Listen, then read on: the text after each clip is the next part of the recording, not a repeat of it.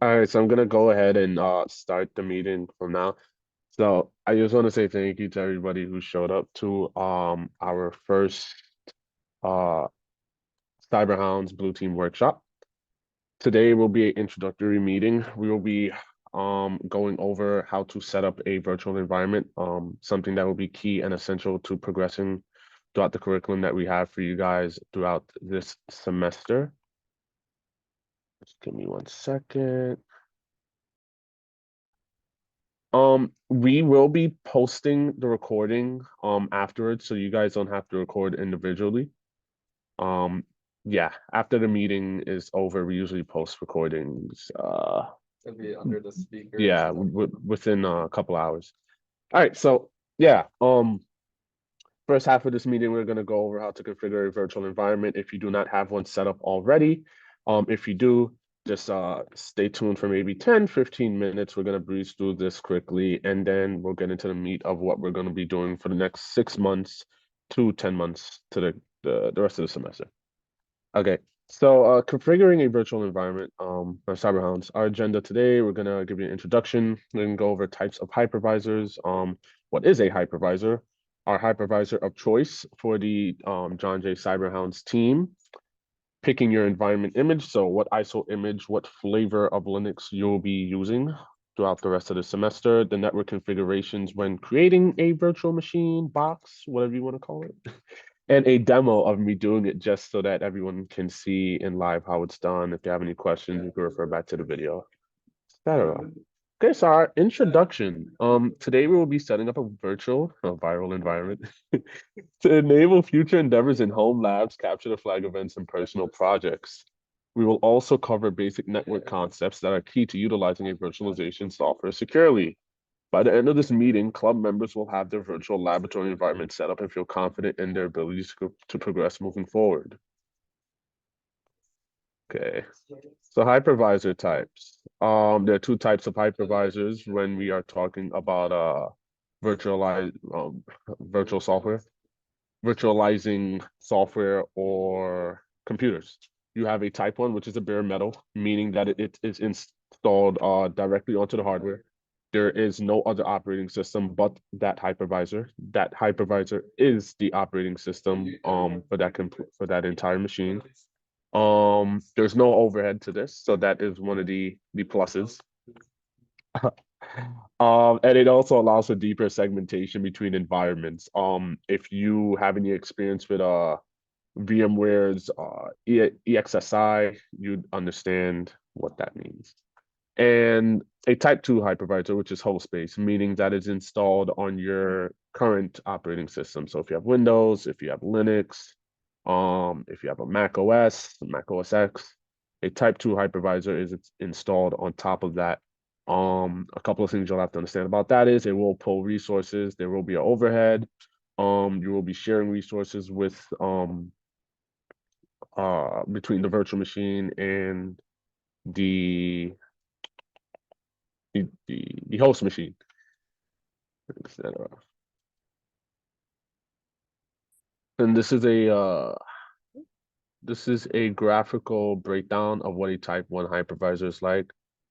So here we have a few brands that you can look to if you do want to select your own hypervisor. Although today we do have a specific brand and version of the hypervisor of choice for our team. You can look at ESXi, not EXSI, VMware vSphere, Oracle VM, and Hyper-V. So as you can see here, we have the physical hardware, and then inside of that, we have the hypervisor, and in that sits the virtual machines, versus a type 2 where you have the hardware and then the operating system, whether that be Linux, Windows, Mac, and then on top of that, we have the hypervisor. Then within that, we have the virtual machines. Okay, so moving forward, our hypervisor of choice for the Cyberhound teams is a VMware Workstation Player. Every student should have access to Workstation Player for free, unlimited. I will be linking that to you at the end of the meeting. Let's move forward to picking your environment. So, once you know what company or what solution you're going to move forward with in terms of hypervisors, you have to know what operating system you're going to throw on it. A couple of choices you have to choose from that we recommend is Kali Linux, Parrot OS, and Ubuntu Home. There are a lot of options when looking for a flavor to suit your needs. However, the three below are beginner friendly and are recommended for the work that you'll be doing moving forward. Note that we will be setting up a different Ubuntu box later in the semester for Blue Team related projects and exercises. So network configurations, these are things that you will have to understand to a T when it comes to utilizing virtual machines. When you start to delve into topics such as malware analysis or penetration testing in areas in which you feel you would like to seclude yourself from your actual network, you should understand this. So when setting up a VM, you will find that the network configurations options do not differ much from the other across different applications.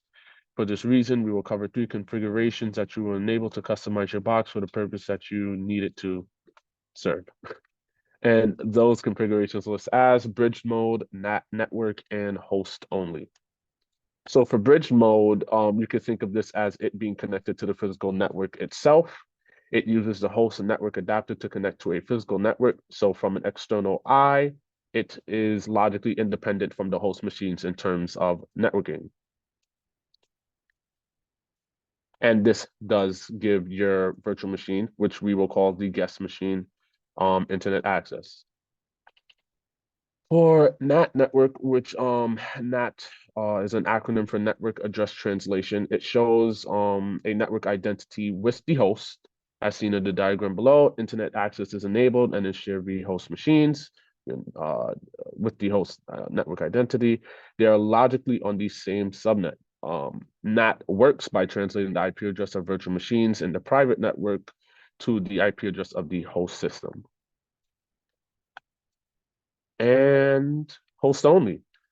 This is the option that you would go with if you were to do malware analysis. It is a private connection between the host and the guest machine. There is no internet access to the guest machine. So if you are worried about worms propagating over your network, this is the option to go for. However, I will make everybody here aware of the need for you to do your own due diligence. As of right now, there is no exploit known that allows a virus or malicious program or code to make its way outside of the barriers of the virtualization software and onto your host machine. However, you should always proceed with caution. There are other options out there aside from using VMware or VirtualBox or any virtualization software that gets installed directly to your machine. You can use cloud services like AWS, G Suite, or Azure to spin up a EC2 bucket. EC2 bucket. That's Amazon, or any instance, virtual machine instance that you would like to do your malware analysis in. That would be completely isolated from your actual machine, your data, etc. All right, so now we're gonna demo just how you set up a virtual machine using VMware. Just give me 1 second.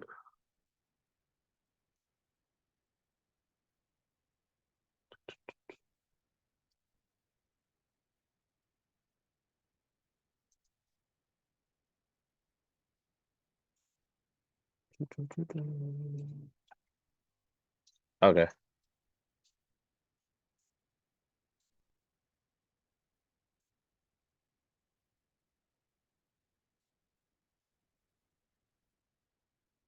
Also, I'm gonna send some links in the chat for anybody who wants to do extra reading on the topics that we just discussed as I walk you through the demo. Let me go ahead and click send for that. There you go. Okay. So after installing VMware Workstation Player, this is the screen that you'll be greeted with.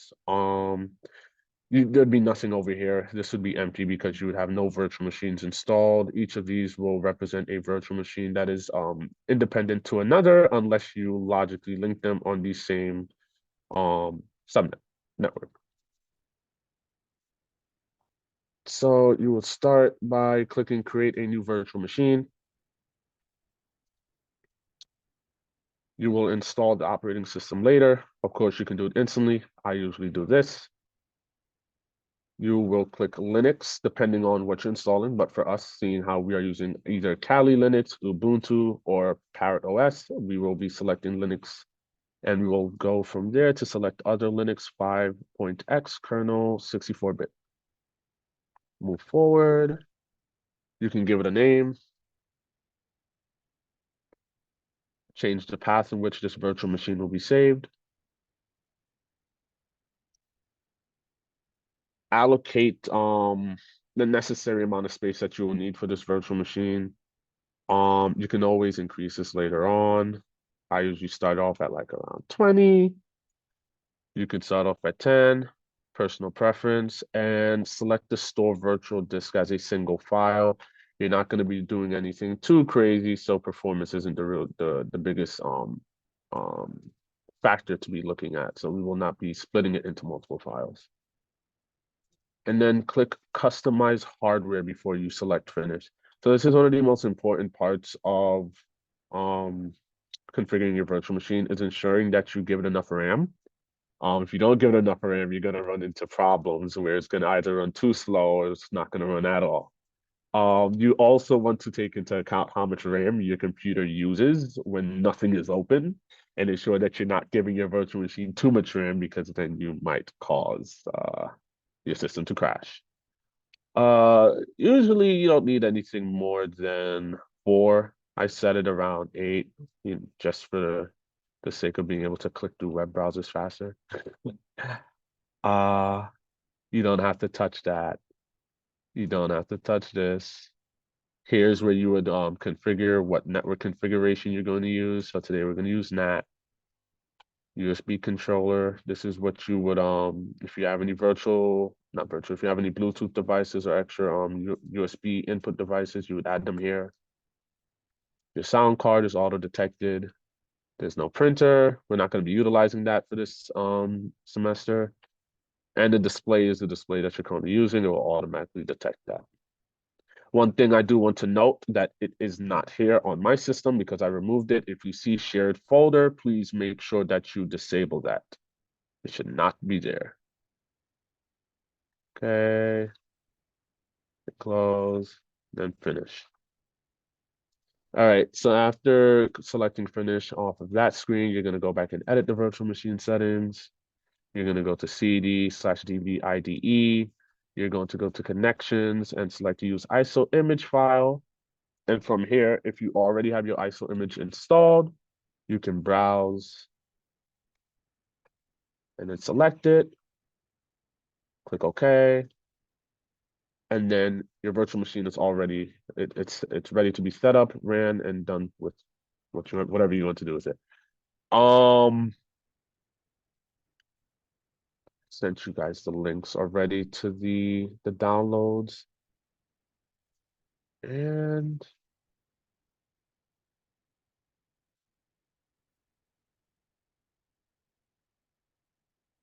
yeah, that should be it. Okay. So we're pretty much done with that portion of the presentation. Moving forward, we're going to cover the curriculum that we'll be doing for the rest of the semester. So over the next 6 weeks, starting next week, not this week, we will be utilizing Blue Team Labs online, their free certification courses. Each week we'll be doing a single module to which you are expected to complete by the next meeting. So every Wednesday. At the end of the 6 weeks, you will have completed all 6 modules, in which you would obtain a certification from Blue Team Labs online that you can use to put on your resume, and to showcase that you at least have gotten some hands-on training and that you have interest in this field.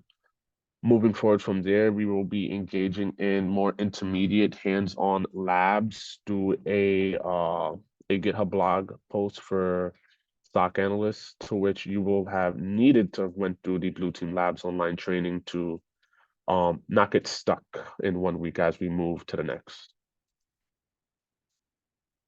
Let me show you what that will look like.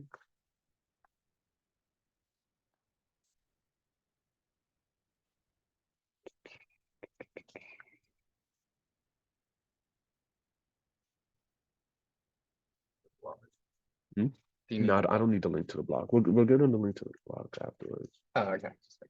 Yeah.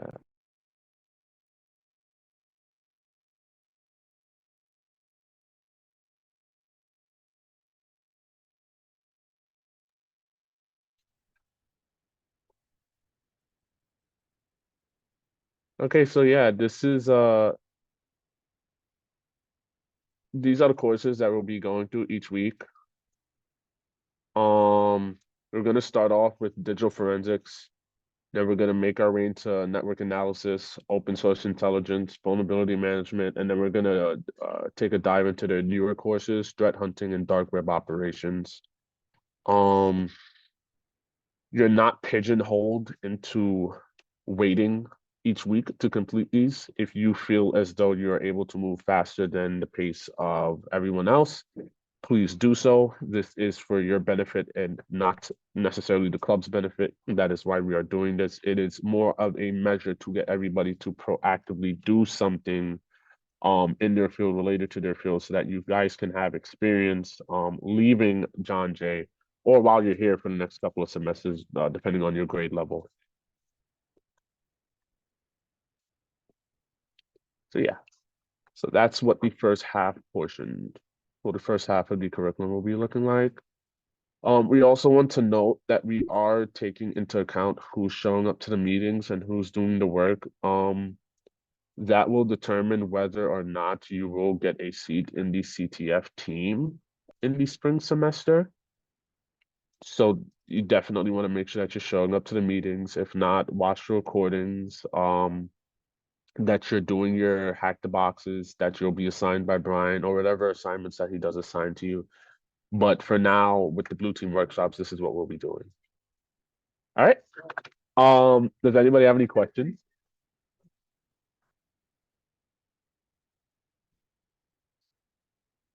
Hello?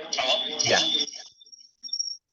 I was Hello? wondering for the CTF thing, do we sign that with our own email or the John Jay one if we're gonna make an account for that? For the individual CTFs, you're asking? For the security blue. Oh, for the security blue team. I would say use a email address, use your personal email address because you're gonna be getting your certifications. I mean, you can use you don't have to use your personal email address, but don't use your school email address because you'll lose access to that one day. You want to use an email address that you'll be able to keep because this company is industry recognized. They have a Blue Team Labs online level 1 course, which is a 24-hour incident response examination, and they have a level 2 course. They do cost a fair amount of money. That's why we're starting with the free courses, to which you still receive a certification as long as you finish all 6. But definitely create an account with an email that is not your school email. Yeah. A little bit everyone. Okay, thank you. No problem. Also, guys, if anybody here feels as though this content is like, it's a little bit Yeah, yeah. too easy for them, please reach out on Discord. I have a ton of other resources that I plan to be assigning later on in the semester. But if you're up to it now, we can get cracking nice and early. I can start to bring you in some of the meetings and take some opinions on what direction we might want to take, or maybe you can help out as well when it comes to or at least when we have more people in person and we're doing these modules in person, or when we're doing the labs in person. If anybody has questions, it would be really nice to see if we can get some engagement, not just from myself or the other team captains, but from the members themselves helping each other out. So please feel free to.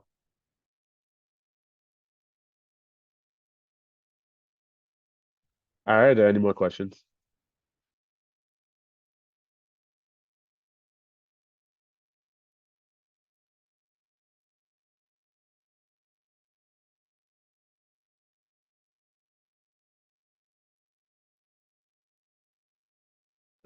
Just like around 5 months. Okay, so that concludes the first meeting, the first blue team workshop meeting for the Cyberhounds. Thank you so much for coming today, and I hope to see you next week.